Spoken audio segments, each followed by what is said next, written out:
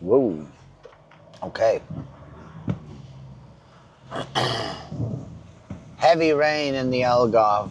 It doesn't happen too often, but it's good. Finally. I mean, we didn't have any rain for 6 months. Now we're having rain almost every day.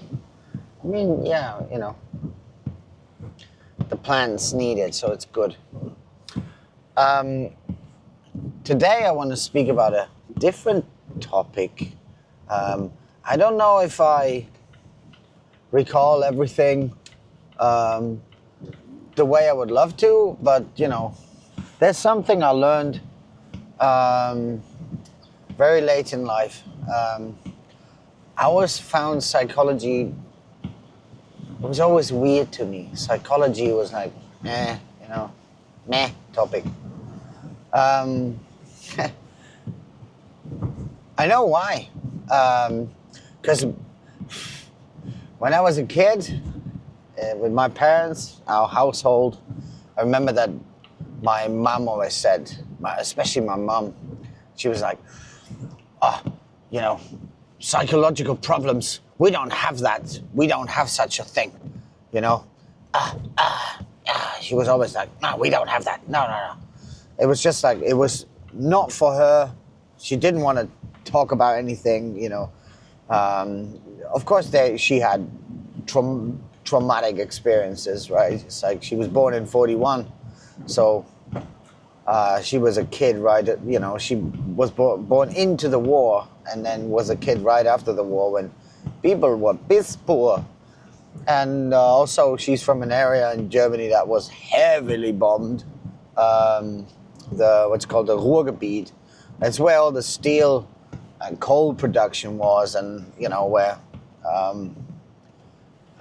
you know, big arms companies, you know, build cannons and shit like that. So you can imagine that was the juicy target for the Allies, you know, and there was a lot of destruction, devastation. And I remember my mom telling me that, you know, they had to find potatoes on a potato field that the farmer didn't find, you know, after the farmer already went over it, and you know, that kind of stuff. And they had to take the bicycle like for ages to these places. Yeah, that's how they survived. But you know, I guess one way of dealing with all of that was basically blending out all this stuff. It's like basically moving everything under the rug. But that's the reason why, especially in Germany, it's like, I guess in many places in Europe, but you know, Germany particularly, and I can tell as a German, has a lot of what's called generational trauma. You know, things that are passed on from the grandparents to the parents to the kids.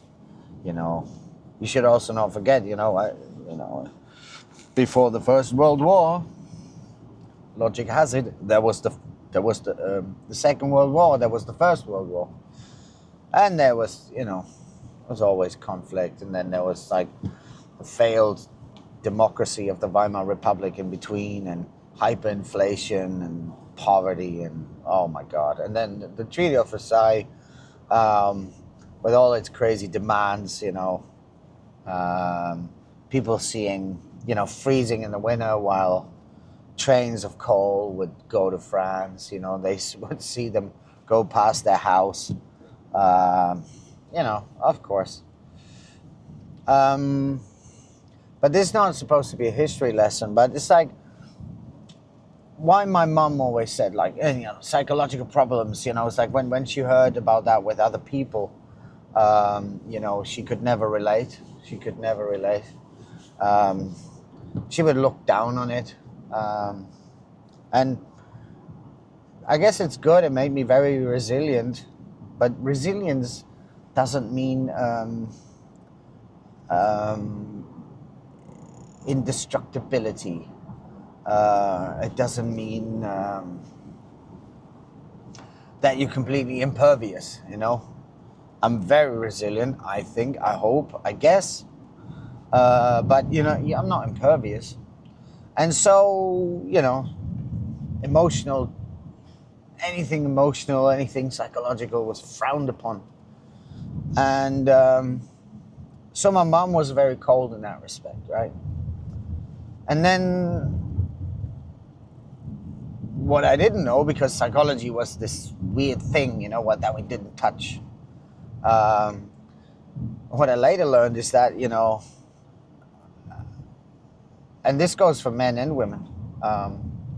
Women often go for men that remind them of their fathers, and men often go for women, or have a knack for women that remind them of their mum. And since my mum was very cold, I found coldness oddly attractive. Or not attractive, no, it's just like, I don't know, this I had resilience against it, you know. It's like felt normal. And yeah, it's weird because I always thought, you know, I was very unlucky in love, or like, you know, unhappy all throughout my life, basically, you know. And I thought, like, oh, I'm just unlucky in love, you know.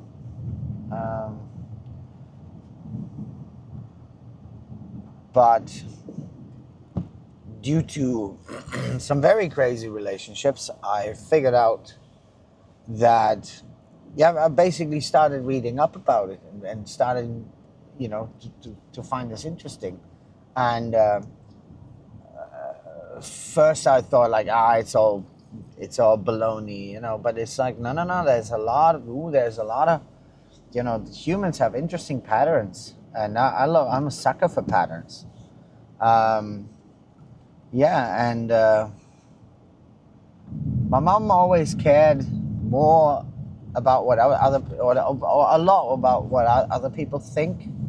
And my dad, for instance, always wanted to please others rather than, you know, and negativity was more inside the, you know, or not negativity, but, you know, it was very important what other people think, and also for mom, and for my grandmother, you know. And you know, we had this saying between me and my brother, my oldest brother, saying, the neighbors have said, you know. It's like, oh, what's this again? It's like, oh, the neighbors have said, you know, which was very important to them. And what I found later on is that is a trait of narcissism, that you care about what others think, you know. And I mean, I guess you see in this format that I don't give a shit what other people think about me. I'm just gonna tell you how I see things. Like, if you like it, hey, that's great. If you don't like it, well, that's expected. You know. You know, I'm narcissist loved his own image. I look in the mirror and go, what the fuck? But, you know, I'm born with this face, so I get, you know, kind of have to deal with it. No, I'm just joking. I'm okay. You know, it is what it is, and it doesn't even make sense to think about it or to spend a lot of time on it. But yeah, that's the thing. It's like this whole being focused on the perception, the narrative control, the control of the narrative is a trait commonly found in narcissists. So my mom is a narcissist. I know this nowadays because I know her very well. She doesn't know this. She doesn't see herself as one, but, well, I know. A lot of women that I've been together with, not all, there are exceptions, right? I had some lovely girlfriends, lovely. But as a common thread, you know, sometimes I dumped the good ones for a narcissist because the good ones didn't feel right. I didn't feel safe. I felt more safe with that narcissist woman because she, I guess, reminded me of my mother. And I only learned about this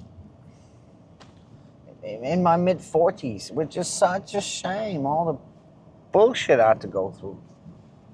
And if you suspect, if you feel unhappy in your relationship and you don't know how to make it work and you're doing your best, try the following. You know, I love language, right? And I love compressing meaning into metaphors. I'm a sucker for metaphors. And I once tried to write it down, and I said, rewrite the past, shift the blame, turn the tables, change the game. What does that mean? It's a description of what happens inside a relationship with a narcissist.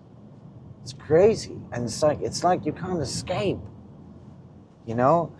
And they keep ledgers in which you owe them debts.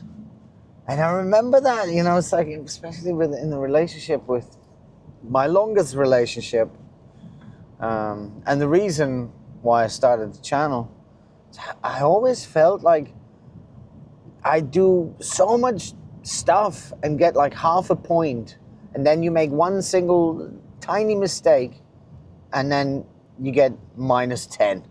They keep ledgers of debts that you owe. And like I said, rewrite the past, shift the blame, turn the tables, change the game. In psychology, this is called DARVO.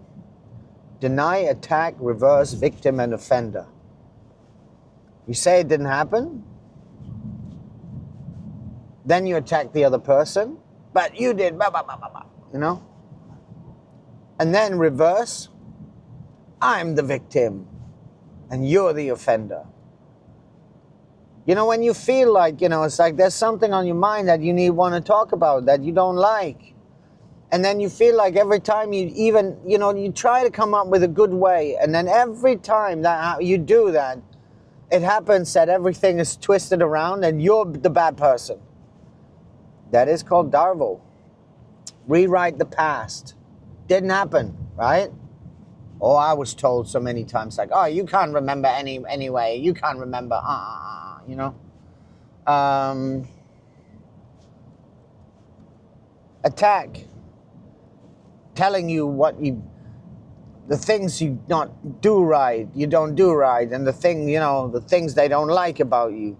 By the way, they never give praise. That's another thing. It's like if your partner never praises you for anything, ooh, careful.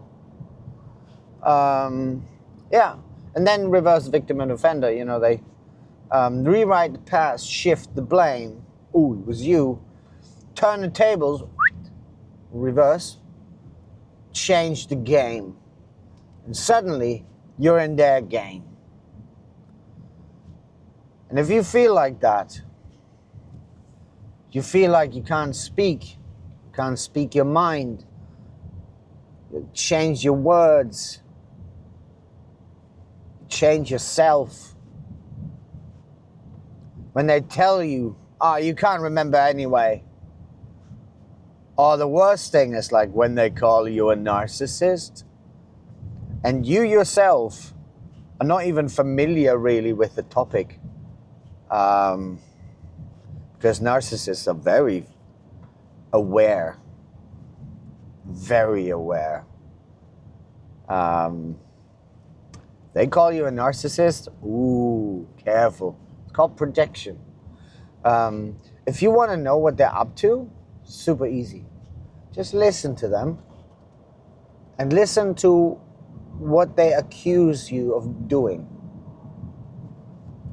Because they spill all their beans just by accusing you of what they are actually doing.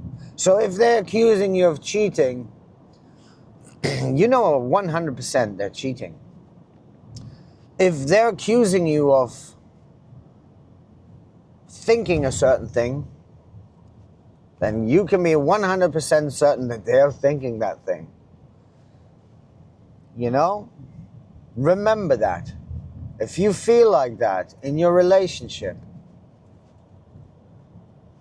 you are most probably in one of those relationships. And if I can give you one piece of advice, and I know it's the hardest, it's so hard, because, you know, people love deeply, and I get it. Yeah, shut up. Sorry. Somebody had to honk the horn because they complained. But no, if you feel like that, and if it's the case with you, you can't change these people, period. You can't change them. They're like a swarm of one. They're like a biblical plague, and they will devour you completely if you let them. So the only thing you can do is, yeah, move the field and go. You go. It's super hard. It's super crazy. Often our children are involved, right? Yay. Maybe an apartment, maybe a house, maybe, oh my God, the entanglement is so big. And they do that on purpose, especially if you are actually a hard-working person, you know. Run. Get yourself ready. You need to find a way out. If you want to live, that is.